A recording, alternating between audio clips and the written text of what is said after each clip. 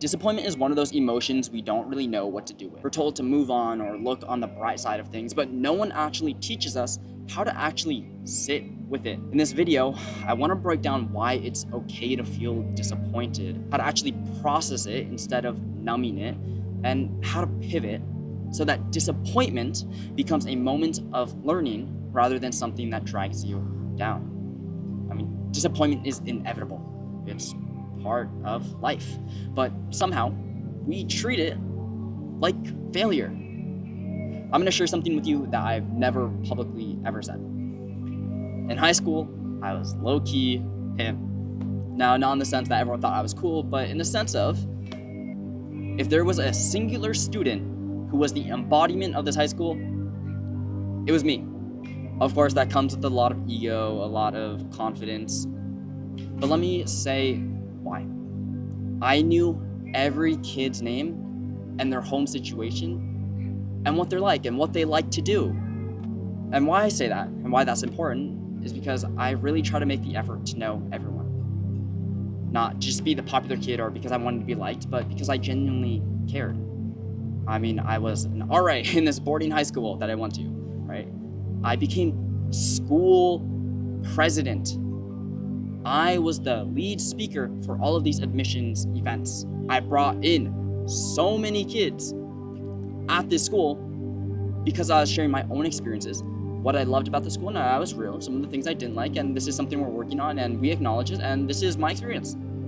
And I did all of that for 4 years. Not only did I play varsity sports, not only did I know everyone, not only was I a manager, that I made the biggest club that the school had ever had in history, I kind of thought I was owed some sort of thank you, some sort of recognition, something at graduation saying like, oh, good job, Spencer, here's this award, or here's this scholarship for college, and I got nothing. I didn't get anything of that. It didn't happen. You know, they're giving awards to kids who didn't do what I did, and at the time, I felt really shitty. I felt really bad. I was angry. I was frustrated. I was disappointed in the institution, but I was also disappointed in myself. I thought that because I didn't get this award, I didn't get this recognition, I somehow failed. And it sucked. I beat myself up for it. You know, maybe like you in a very similar situation or in your own percent, your own way, most of us immediately try to suppress disappointment. But what if I told you that disappointment actually has value? You know, disappointment is just evidence of your ambition. It shows that you really care deeply. If you didn't care, you wouldn't feel it, the disappointment. You know, the problem isn't the disappointment itself, but how we react. There's another moment where I was also disappointed. Of course, life is filled with disappointment, so I'm going to share another moment of disappointment that I had. I wanted to be, it was this public speaking event that I was doing. This competition, it was like against like 20 different kids, and there's preliminary rounds and whatever, and I got to the finals. And I thought, my speech is damn good. I feel confident I'm gonna win. It's not certain, but I feel confident that my chances are pretty high. I've been practicing this speech for over a year. I had it in mind a year prior. And so I would practice every month for 12 months straight. And I got to the point where I'm doing this in the back of my mind, the back of my own hand, you know, just off the dome. I was immersed in it. I felt confident in what I was speaking about. And I put a lot of work into this competition. Sure, there's cash prizes at the end of it, but I also just wanted to be number one. I wanted to be first. I gave a really good speech. It wasn't perfect, but I thought it was a really good speech. Everyone in the crowd who came to me afterwards was like, damn, that was a really good speech, Spencer. I'm gonna remember this. Maybe they're just being nice. When it came time to announce the finalists who had won the competition, I did not get it. I didn't win.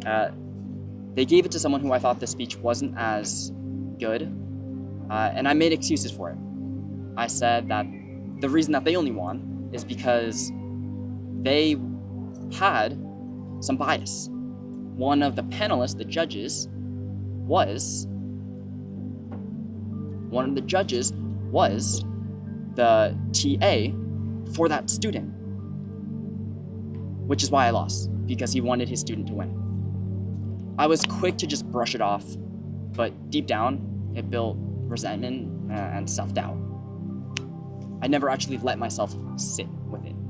I just slapped on some fake motivation and some excuse on why I didn't win, on top, and hoped it would go away. But after time, and being removed from that situation, I am learning and have learned that the healthiest thing you can do is acknowledge the feeling. Name it. Give yourself space to say, yeah, I'm upset. This sucks. Because only then can you actually move forward with clarity. So what can you do to move forward without numbing the pain? Well, instead of I failed, shift to this is feedback. Disappointment is just showing you where the gap is between your expectations and reality. So make a plan. What can you actually do about it? How can you take this as a learning pivot instead of a stopping point? For example, if a business idea didn't take off, analyze why. What needs to be tweaked? If you didn't get that promotion, ask your manager, what could I do better so when it comes time for promotions, I'm on the top of that list? I think getting into sales for me was pivotal, was huge. When you hop on a sales call and you're expecting close because you have so much confidence in your pitch, in your product, in your service, but you don't close, they don't buy it, it's disappointing. I remember the first time I ever got rejected on a sales call. Damn, yeah, I put so much self-worth into that. I thought, this sucks. I am a failure. I am bad at sales. But here's the thing. I acknowledged it, and I admitted, yeah, I'm bad at sales. Even though I closed that first client, right off the bat, my first ever call, I closed that sale. This is a new person. This is a new tactic, a new way I need to sell. I need to learn from this. What can I do to be better? So when the next time came around for the next call, I got that same objection, the same reason for why they didn't want to buy. I had learned from the previous mistake, the previous time, the previous call. I said, okay, well, let me ask you this. I closed that sale. I closed the deal because I learned from the previous mistake. What at first was, God, I'm a failure, I reframed it. How can I learn? And I got that sale. I got more money. And that would not have happened if I hadn't first faced the disappointment and asked myself, what now? Pivoting isn't about forcing you to be happy. It's about choosing to do something with what you learned. Disappointment is like a scar. It shows you lived, you tried, you reached for something bigger than yourself. If you're feeling disappointed now about anything, it might be a failed relationship, it might be a failed position, it might be a failed scholarship, or whatever it may be, right? It's okay. Sit in it. Feel it. Don't get stuck in it. The fact that you're feeling this way means you care. And that means there's something still worth fighting for. Instead of running from disappointment, try to see it as part of the story that is your life. Because if you handle it right, it won't be the thing that breaks you. It will be the thing that builds you. If you're watching all the way to the end of this video, I appreciate it a lot. I am going to be creating a lot more videos, sharing more of my mind, and sharing the life lessons that I think are valuable. things that took me years, and years being my whole life, to learn. Also a way to document this for my future kids. Hey, if I'm not around, but this is the version of me you're seeing, this is a lesson for you, my future kids, the ones that I love very much. And my name is Spencer. I'm trying every single day to try to be better than who I was yesterday. Like, comment, and subscribe, because that's what YouTubers say, I guess. But until the next time, I hope you learn something and walk away with something valuable.